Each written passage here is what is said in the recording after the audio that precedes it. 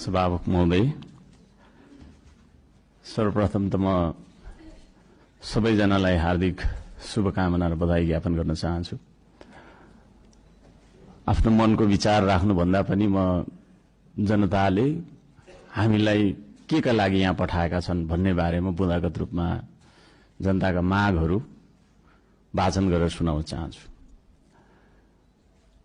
तर त्योभन्दा पहिला चाहिँ हामीले पक्कै पनि यो देश बनाउनका लागि, देश परिवर्तन गर्नका लागि भनेर आएका छौं। सबैभन्दा पहिला आफूले आफैलाई परिवर्तन गर्नुपर्छ भन्छु म।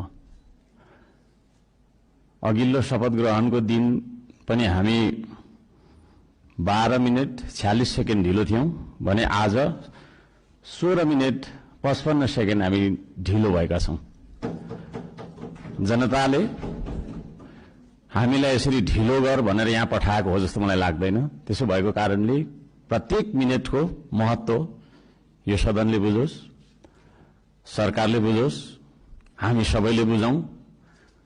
नेपाली हो, नेपाली समय हो।